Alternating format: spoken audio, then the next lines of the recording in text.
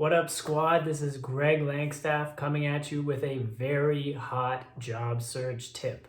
This is one that I usually reserve for my premium clients, but I want to share it with you today because it's just so good and so effective. So here's the deal. When you apply to a job online, as you know, there are often hundreds of other people applying to that same job. So our mission is to stand out. And I'm going to be honest with you, after 11 years on the hiring side of the table, I can tell you, and I apologize if this is annoying, but it's the truth. Sometimes standing out in this process is more important than how qualified you are. Now, of course, you are probably quite qualified, but either way, we're going to use this information to your advantage so you can get positioned for the best possible outcome in each of your job applications. So I'm going to illustrate this with a quick story. So one of my clients that I was working with a few months ago, who we can call Alyssa, applied to a really great job. It was a marketing manager position, and it was the kind of job that a lot of people were applying to. Great benefits, great salary, great everything. So we were very hopeful about this job. And in looking at the job posting, Alyssa pretty much checked all the boxes in terms of the qualifications and experience that they were looking for. So we were very hopeful. Now, we applied to the job, and as time went on, we did not hear back about an interview. So what happened shortly after is that we heard from a former colleague of Alyssa who had actually reported to her in a previous role that she did get an interview for that position. And we'll call this person Delilah. And Delilah was very talented, very good, but had a lot less experience than Alyssa and was certainly, no more talented than Alyssa was. So we were very confused as to why Delilah received an interview and Alyssa didn't. But we did some investigating, and we found out that Delilah, after she applied to the job, she went on LinkedIn. She found out who the hiring manager was for the position and sent them a little message that explained why she was so excited for the role and why she thought she would be a great fit. And so, of course, lesson learned for Alyssa. This is a very important part of the process, and even in situations where you are more qualified than other candidates, even candidates that you used to supervise, reaching out to the hiring manager after you apply to the job is very, very important in the process of obtaining an interview. Now, if you think about it, this actually makes a ton of sense because as a hiring manager, I can tell you when you've got 150, 200 applications coming in for a job posting, every single one of those names is another thing on your to-do list. I have to read this resume, I have to read this resume, and you're kind of looking for something to get excited about.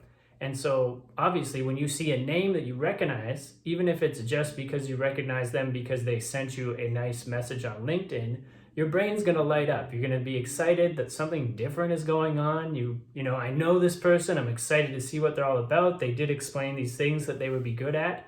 And so that is critical to this process. And as someone who's been through a very long and painful job search in my history, I wish I had known that much earlier. So I hope I'm getting this information to you at a point where it's still useful in your career because, I really wish I knew this. So moving forward, Alyssa and I formulated a plan, and this is something I've since been passing on to a lot of my other clients. After each application, Alyssa will reach out to the hiring manager or the director of the department or whoever is sort of in charge of that hiring process, and she'll send them a message. And I'm going to show you sort of the script that we are loosely using for that message in a minute so that you can kind of copy it word for word. But I wanted to say that every single time that Alyssa has tried this, since then, it has resulted in an interview, which is just a phenomenal success rate. So this is why I'm highly recommending that you give this a try. And hopefully at this point you're on board because I'm going to explain how to do it right now. So step one is obviously to find out who this hiring manager is. And a brief disclaimer, you're not going to get this right every single time, but that is totally fine because the message that we're going to put together is going to be so polite, professional, and kind of exciting that whoever we do get is going to be more than happy to pass us off to the right person. Plus, then we maybe have made another contact in the department where we're trying to work. So there are a few ways to find the hiring manager. I mean, best case scenario, but this doesn't happen very often, it's listed right in the job posting. But assuming that's not the case, there are a few other places we can look. So ideally, you will already have someone kind of on the inside of this company who you are connected with, and you can just ask, because in that situation, you have a much better chance of making contact and kind of not being an outsider, especially if you can drop the person's name in this outreach email. That would be even better. But if you don't have anyone who works there, that's okay. And also, I'm going to be putting out a video shortly about how to leverage your existing network to build these kind of connections, which if you're job searching is something that I highly recommend you do. It's going to make the process a whole heck of a lot easier, but we'll get into that later. So if you don't know anyone who works at this company or in this department, you have a couple of other options. First and most obvious, check out the company website, do some digging, see if you can find a personnel page or an about section that lists who's in this department or at this company, and kind of go from there. If that doesn't work out, of course, LinkedIn is great. And I know that some people are a little paranoid about clicking on someone's profile and people seeing that you were looking at their profile. But I'm going to be honest, what are we so shy about here? It's okay to look at someone's profile, and you know what? We're trying to get on people's radar. So it's not the worst thing in the world if someone sees your name as someone who viewed their profile. And when you finally meet them, they're just going to know that you're the type of person who does their homework. So really, honestly, from my opinion, don't be shy about clicking on someone's LinkedIn profile if you're going to learn some valuable information about them. It's totally fine if they see that you were snooping. That's what LinkedIn is for, so don't worry about it. So if you're not able to get in touch with someone who works at the company, if you're not able to find that information on Google or LinkedIn or the company website, you can reach out to the HR department at the company and at least send them a message. Now, they may have a policy that they can't reply to these kind of things, but that doesn't mean this isn't helpful, because again, you will be a name that they recognize when they're going through the process, and that is way better than just being an anonymous person on a list of 150 applicants. So if you can only reach out to HR, still worth doing. Now, what to say in this message? Well, I'm going to show you now kind of a loose script that Alyssa and I put together and we've been using, and then you can kind of cater this to your own needs. So make sure as you're reading this, as I'm walking you through it, this is a tool for you, but this is absolutely not something to copy word for word. You are going to have to tweak this a little bit, and that's okay. But we're going to show you the loose script, and then we'll kind of talk about how to best fill in the blanks. Okay, so the subject is going to be eager candidate for, and then we plug in the job title, position. At first, we're going to start by saying, I recently applied to the job title position in your department, and I wanted to reach out personally and let you know how excited I am about this opportunity. So we're starting off very positive here, which is great.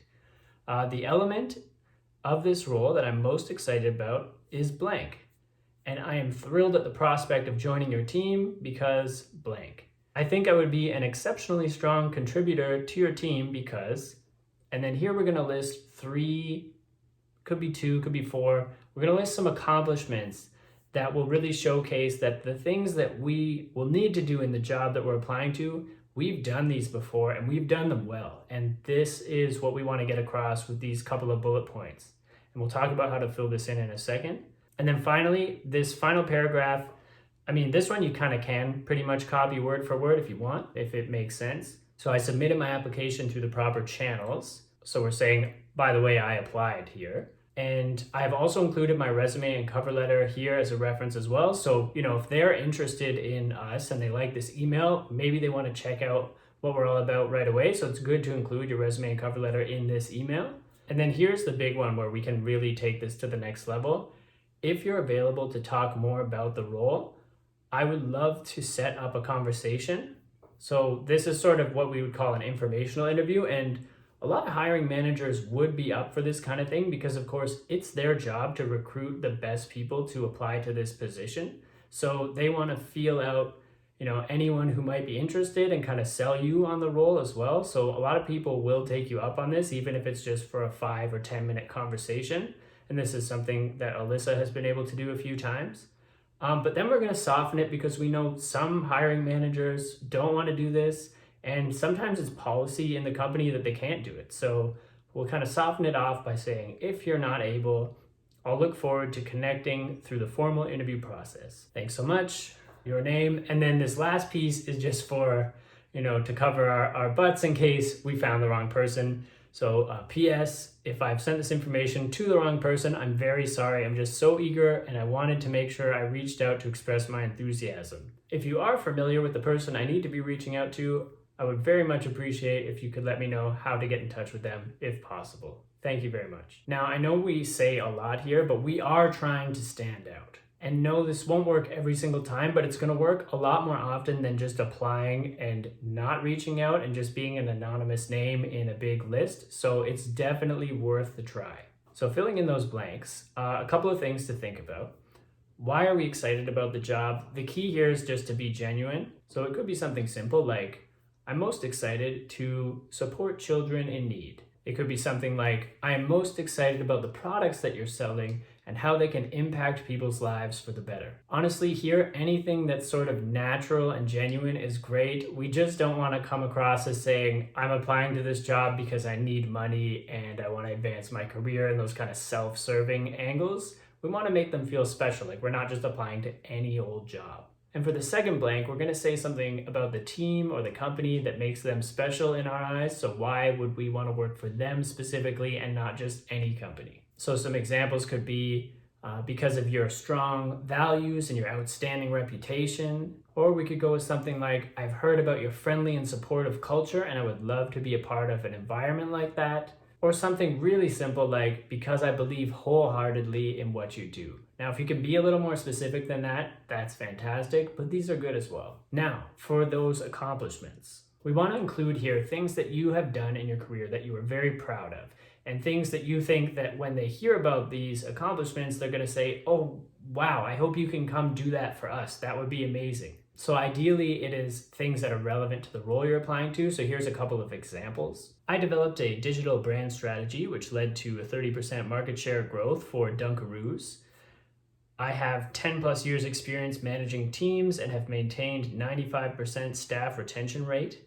I am advanced in Microsoft Access, SQL, MySQL, and other database tools. So anything like that, my friends, that can kind of showcase that you've got skills that they are going to need. Like this video and subscribe to my channel if you found this helpful, and check out my 9 must-have email templates for your job search, which I have linked down below. That is going to include a script for this that you can use to kind of guide you along the process. And of course, 8 other very useful email templates for situations that often come up when we're job searching. Also, if you are looking to upgrade your resume, check out my course, How to Write a Winning Resume, the ultimate guide to becoming a top-tier candidate in one afternoon.